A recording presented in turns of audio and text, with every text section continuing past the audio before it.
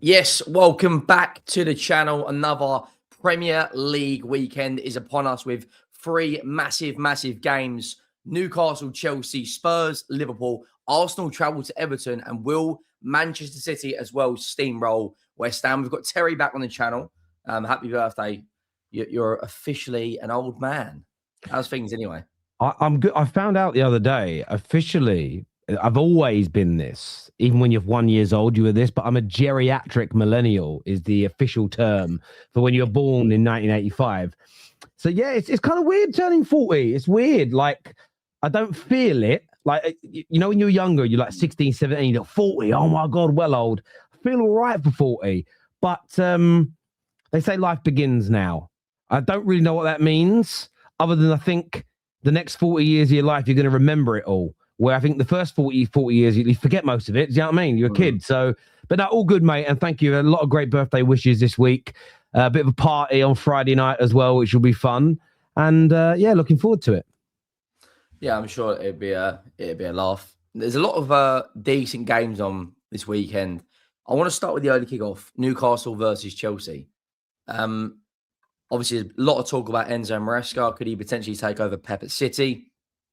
I think that's a little bit of his team have leaked that because of the current situation he's got with the Chelsea owners at Clear Lake. Does he want more? Is he doing a good enough job, etc.? Who's this a bigger game for? Because Newcastle, if they do lose and teams around them win, they could find themselves, 15th, 16th. But if Chelsea equally lose, they could be out of the top four. What are your thoughts going into this? It's a really good question, and I don't think there's an either or either answer. I think it's massive for both, because as you say, if Newcastle, their away form's awful. Yeah, their home form is. I was actually just looking at the home and away table a little bit earlier on this morning, but I want to go and remind myself of what it is I think I saw. So their home form for Newcastle has them 6th, which is good, okay, which is decent. Their away form has them as one of the worst teams in the league, I believe. Yeah, 15th in the league. One away game all season. Yeah, been very, very poor. So their home games are becoming ever more increasingly important because they can't seem to win away. But as you say, they lose this game, and there is a chance, always a chance, that from Liverpool upwards or Sunderland upwards, they're already 4 points off of 8th place. They lose, and Sunderland, Liverpool, United, Palace, obviously Chelsea win. Suddenly they find themselves 7 points away from any hope of Europe. And we're getting towards halfway through the season. And it isn't one team. It's 2, 3, 4, 5 teams they're going to have to beat to catch up. Also, from an Arsenal point of view and perspective, there is this, a Chelsea point of view. I said that just because Giuseppe, who's an Arsenal fan, messaged me. She said that, and it comes out Giuseppe Arsenal. Sorry, on my WhatsApp. From a Chelsea point of view, very similar. You've got Crystal Palace that are going at a fair rate of knots. Yes, they lost to City, but I expect them to beat Leeds. Man United, could you imagine Man United get a result against Villa? They would go above them. If Villa win, which is more likely, they're already 5 points ahead. Suddenly, 3rd place becomes an 8-point gap, and Palace are ahead of them. So I feel very similarly for Chelsea, with all the news around Maresca and Man City as well. It is a must-win game, I feel, for both. And then Chelsea play Aston Villa. And I know that they can still make the Champions League if they lose against Newcastle and lose against Villa. But they're going to find it very difficult to finish any higher than 4th. And then essentially you're having a shootout with 5 or 6 other teams for 4th place. And I don't think that demonstrates enough progression this season for Chelsea. So I can't wait for that game tomorrow. It's going to be epic. I don't think Chelsea have won at St James's in their last 5 meetings in the league. I know they lost their last year 2-0. Their fixtures, as you said, though, Bournemouth, Villa, Newcastle in the next 3, and then they've got Fulham away, which isn't easy, and they've also got a cup draw against Arsenal or Palace. I do think it will be Arsenal, so they're kind of between tomorrow the 20th and up to the 13th of Jan. That 2 and a bit week period, maybe 3-week period, isn't going to be easy at all. And I think there is a lot of pressure on Chelsea to win tomorrow because, like you said, of how congested the league table is. If things don't go their way, results go against them, they could find themselves out of the top 4. Then you've got to play Aston Villa next, who are on nine win streak, who will probably beat Man United on the Sunday and make it 10 wins in a row. Go into that game on fire. And let's say Villa do beat Chelsea, they could be, about, I think it's, they could be 7 or 8 points away from Villa. In Newcastle's defence, though, not their defence, in looking at their fixtures, they beat Fulham. They, of course, in the League Cup, they were terrible against Sunderland. Should have got something against Leverkusen. I think they should be under a lot more pressure than they are. I mean, Eddie Howe, he's done it very well in the Cups, but he's only won 6 out of 16 league games. Now, we're talking about sacking Thomas Frank, etc., but he's getting nowhere near as much stick as I think he should be. I mean, if they lose this game, Fulham, Bournemouth, say, win, Newcastle could be down in... I mean, look, they could even drop as low as 15th this weekend. They could. I think, look, with Eddie Howe, there's a difference here. Spurs are a bigger club than Newcastle, first and foremost. So there's always more pressure. Eddie Howe won them a trophy last year for the first time in 70 odd years. It gives him a lot of leeway. They're doing okay in the Champions League. They're in the semi-final of the Carabao Cup. That's why I don't believe there's a massive amount of pressure on him, because the expectations of a Newcastle, I don't think, are as big as the expectations of a Tottenham. In terms of from the fan base, that is, there isn't as much of a fan base, there's less media attention. In the same way that when you go up the hierarchy table, there's more pressure on an Arsenal, there's more pressure on a Liverpool because of the size of the clubs.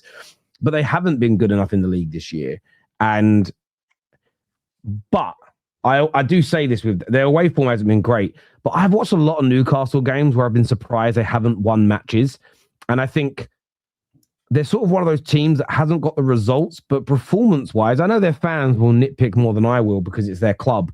But I've seen them lose games, and I've sort of sat there and felt, they were value for a draw in that game.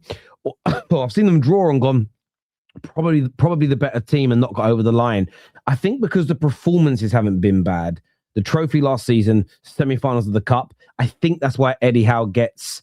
I'm not going to call it a free pass, but I think that's why there isn't the mass pressure on him, if that makes sense. Yeah, listen, winning a League Cup with Newcastle, he's going to get a lot more leeway. I just thought they should maybe a little bit more, especially if they lose this weekend. Speaking of a team that can't afford to lose, we play Liverpool. We're in an equal situation in the league as Newcastle, but our form is absolutely diabolical. Lost to Forest comfortably, beat Brentford, but before that we lost to Chelsea, Arsenal, Fulham, drew with Newcastle, bottled it against Man United with 10 men. How do you see us playing against Liverpool? Because I'll be honest, I think we will get steamrolled again, and I think this could be Frank's last game. But like looking at it from an outsider who's you probably more chance you want us to win because obviously you can't stand Liverpool. But do you think we can beat Liverpool? So I'm going with a 1-0 win to Spurs. And this is, wow. I've done this before. This isn't me trying to give some tactical breakdown and looking for some obscure reason other than to say I'm going with it as the coupon buster of the week. Everything says Liverpool will win, even though they haven't been great. I'm looking at your home form. There's disharmony in the fan base. There's a disconnection on the pitch at times.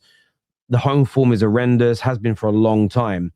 Because all the omens say Liverpool win, I'm purely just going to throw a 1-0 Spurs in there, because most weeks you get an anomaly result that nobody's expecting. And this is the one I'm going with. But you look at that home form. That is terrible, mate. All I can hear in my head, by the way, Man United ain't much better, if I'm being honest with you. But it was only 2 wins more. But you know what? I can hear Gordon Ramsay. You know when he goes, fuck me. That's just the first thing. Fuck me. It's straight. I look at it and you think, for the money you spend, the size of your club, to be down there. And also, it isn't just this season. Your home form has been this bad for the majority of home games in the league this year, since January. Well, if we go back and look, I was going back to last season as an example and going to the home form. You finished 15th in the home table last year. So you had 6 wins in totality at home last season. How many this year? Is that all comps last year? No, 6 wins in the league last season. This year so far, we've beaten Burnley and Brentford. You had 2. So you've had 8 home wins from a possible 19. I mean, you played about 26, 20, no, a bit more than that. So it would have been 19 games last season would have been at home. And then so far this season, you've had 8. So that's 26. Sorry, 27. 26, you're right. Yeah. 27 games. I'm a knob. No, I'm adding 8 to 19, which makes it 26.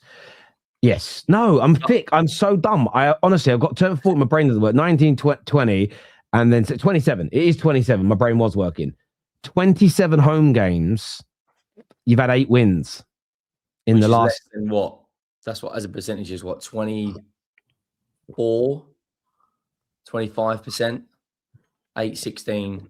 Yeah. 24, 32. About 30%, which is absolutely diabolical. For Liverpool, though, I think they'll win. I think they beat us comfortably. Won against Inter Milan, beat Brighton in the league. Ekatike is on good form. Surely it's just same again. I mean, last year they absolutely battered us 6-3. We were disgraceful. Diaz brace.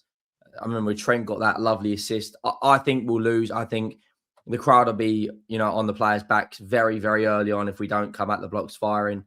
And I can just see us getting steamrolled. I think that could be a 3-0 Liverpool win. But yeah, it's potentially could be Frank's last game. Looking at the fixtures, we've got Palace away after that, which isn't easy. And we've got Brentford away, who get all of their points at home for them. And then we've got Bournemouth, Villa, and Sunderland. So I know it's just winning any of those 5 the way we're playing right now. But speaking of a team who need a win, Everton versus Arsenal. This game for me, I don't want to say it's the biggest game of the weekend, but in terms of what it means, if Manchester City beat West Ham, which I think we all think we're going to go out there and steamroll them comfortably, do you think if they don't win Arsenal, there'll be another big meltdown on the Arteta out as Standard FC will be, doing backflips? Yeah, look, I think from my point of view and perspective, the Arteta outers are a strange bunch, because my personal belief is they want Arsenal to lose so they can say they were right. It's just the impression they give me. They would rather their team lose and they can say they're correct than their team win a league and they'd have to admit they were wrong. And they would be wrong, and they'll try and back out of it. And it's fine to be wrong, by the way. We all get predictions wrong. They'd be wrong because they haven't just said he won't win it this year or last year, or he won't win this. They've said he'll never win a major trophy. I don't think they help their team. I don't think they put the right energy out there. I think they help make the fan base and the club more nervous than they need to be. I do believe what's said on social media gets heavily into dressing rooms. But I think it's more about self-gain than it is about helping their football club at this stage. That being said, I think Arsenal will win. I think Ndiaye is missing. Jack Grealish is reportedly out. And I think Arsenal, it's just a gut feeling. I think they're going to click back into gear this weekend. I think they're going to put in a solid away performance. I think they're going to score a few goals. I think they're going to win. And look, City play first. City, they're going to go into the game probably in second place. I think City, they've got West Ham at home. They're going to win that game very comfortably. West Ham have done okay since Nuno has come in at home. Away from home, I think, is a different scenario. They drew United, but we're not exactly a good team. I think City will steamroll West Ham, but I think Arsenal will respond. I think this idea that Arsenal have started to crumble already and they're going to fall away and the league's over, the Blue Sharks are coming, they're going to get gobbled up very quickly. I think that's just a lot of projection from people. By the way, the same people that wrote the league off 5 games ago and said it was over. That's why I don't take them too seriously. And by the way, if City were to lose to West Ham and Arsenal would win this weekend, they'll be the same mugs that would say it's over again.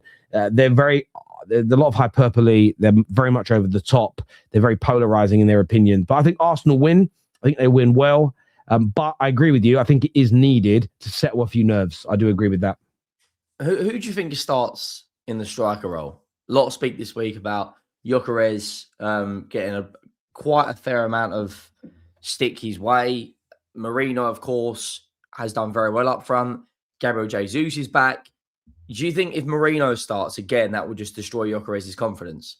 Because Arteta's in a situation where once Havertz's back, he's probably got 4 strikers or 4 players that can at least play there. I feel like I think what he'll do. I think this weekend, I think Gyökeres starts on the bench. I think Mourinho starts there. But if you're Gyökeres, right, and you've got this big money move and you've joined Arsenal, and surely you'd be asking questions in if why is a midfielder starting ahead of me? Surely you'd be sitting there going, what the hell is going on here?